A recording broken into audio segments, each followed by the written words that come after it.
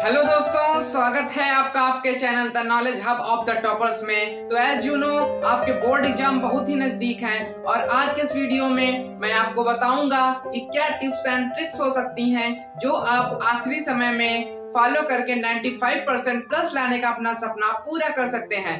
और वो tips and trick होंगी जिनको फॉलो करके मैंने यूपी बोर्ड जैसे टफेस्ट बोर्ड में 95.2% मार्क्स लाकर डिस्ट्रिक्ट में रैंक होल्ड की थी। तो चलिए वीडियो को शुरू करते हैं। तो देखिए, दो प्रकार के स्टूडेंट्स या तीन प्रकार के स्टूडेंट्स होते हैं। जैसे एक स्टूडेंट तो वो होता है जिसने पूरे साल पढ़ाई की है और उसकी बहुत अच्छी तैयारी है, और एक स्टूडेंट वो होता है जिसने थोड़ा बहुत पढ़ाई की है, अब आखिरी समय में वो ज्यादा मेहनत कर रहा है, और एक स्टूडेंट होता है जिसने कुछ नहीं पढ़ा, उससे बोर्ड एग्जाम से कोई मतलब नहीं है, वो अपने मस्ती में धुन है।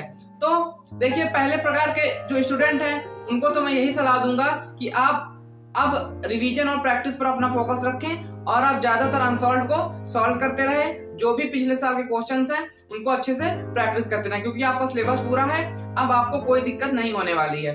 दूसरे प्रकार के स्टूडेंट हैं जिन्होंने हालांकि कुछ बहुत पढ़ा है, तो मैं उनको एक सलाह दूंगा कि आप ये तो कोई गेस्ट से क्वेश्चन बैंक से ले लीजिए, उन्हीं से आप जो इंपॉर्टेंट क्वेश्चंस हैं उनको सॉल्व कीजिए और ज्यादातर फोकस कीजिए जो भी इंपॉर्टेंट है उनकी बार बार हम प्रैक्टिस कर लें, ताकि क्योंकि जो बोर्ड एग्जाम होता है वो रिपीटेडली जो प्रीवियस ईयर वाले क्वेश्चंस होते हैं उन्हीं को पूछता है। तो अगर आप उनको तैयार कर लेंगे तो एक आपको आइडिया भी रहेगा और आप पेपर सॉल्व भी कर सकते हैं।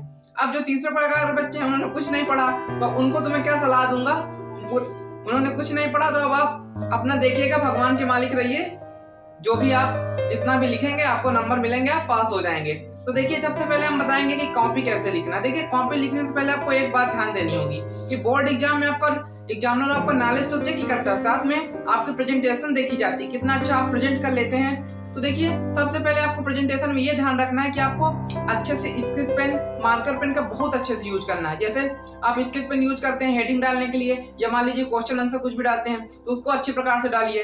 फिर आप एक मेन हेडिंग डालिए मोटे पेन से, जो मोटे स्केच होते हैं। उसके बाद जो कोर हेडिंग्स होती हैं छोटी छोटी, उनको आप डाल सकते हैं लेक्चर पेन ले लीजिए, जो कम थोड़े पतले पेन होते हैं उनसे डालिए।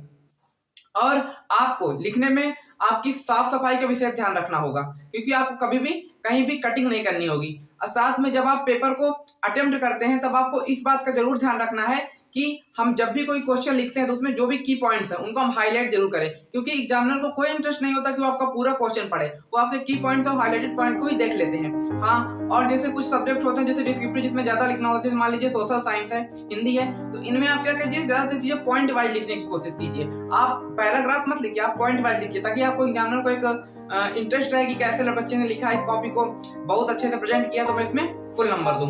अब देखिए, एक और इम्पोर्टेंट बात है, आपको एक बात का विशेष ध्यान रखना है, आपको अंतिम समय में कोई ऐसा नया टॉपिक नहीं पढ़ना है। आपने जो भी टॉपिक पिछले पढ़े हो उन्हीं की आपको रिवीजन और प्रैक्टिस करनी है, ताकि आप उनको अच्छे से एक्सप्रेस कर सकें।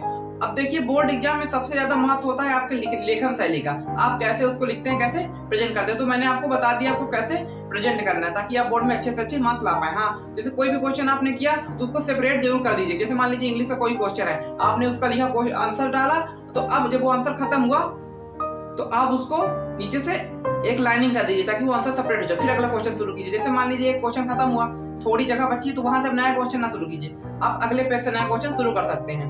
हाँ, ये नहीं कि पूरा पेज बचा तो आप अगले पेज से शुरू कर देंगे, तो ऐसे में आपको प्रॉब्लम हो सकती है, क्योंकि जब एग्जामिनर देखेगा उसमें वो सोचेगा कि बस बच्चे ने यहीं से बंद कर दिया है, अब कॉपी आगे लिखा ही नहीं क्वेश्चन, तो उसको आपको नुकसान हो सकता है। हाँ, और आपको एक बात और याद रखना है, आपको हर पेज पे रोल नंबर डालने हैं, ताकि आप कभी भी इधर उधर पेज हो तो आपको आसानी से पूरा किसी प्रकार का नुकसान ना हो।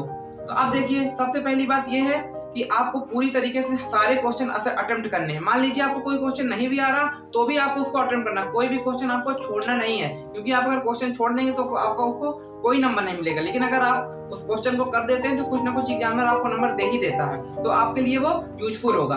और देखिए, अब जैसे मैं बात करूं फिजिक्स, केमिस्ट्री, बायो, इन सब चीजों में देखिए, जहां भी आपको डायग्राम की जरूरत है आप पूरी तरीके से वहां डायग्राम बनाइए।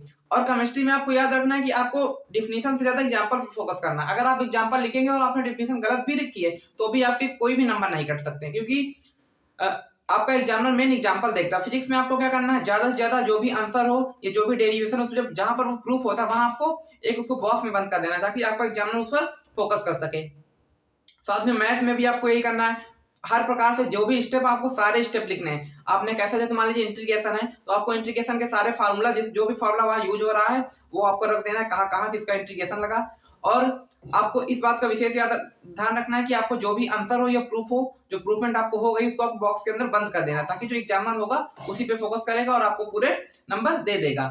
हाँ, अगर मान लीजिए बाय द वे आपकी कटिंग हो भी जाती है तो आपको उसे एक सीधी लाइन खींच कर कटिंग कर देना, आप तो क्रॉस बना सकते हैं, आप ज्यादा उसमें आपको लीपना पोतना नहीं है।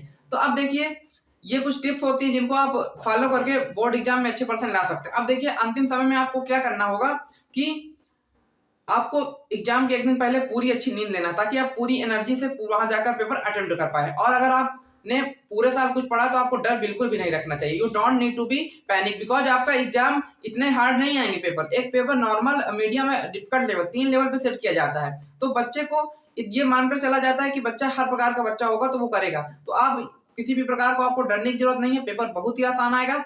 आप अपनी पूरी एनर्जी से उस पेपर को अटेम्प्ट कीजिए। अगर आपने पूरे साल ईमानदारी से मेहनत की है तो आपको उसका रिजल्ट देखने को मिलेगा। तो best of luck students for board exam. And तो आज का ये वीडियो समाप्त होता है। अगर आपको ये वीडियो अच्छा लगा तो प्लीज लाइक कर देना, कमेंट कर देना और वीडियो को ज्यादा से ज्यादा शेयर कर देना। Thank you.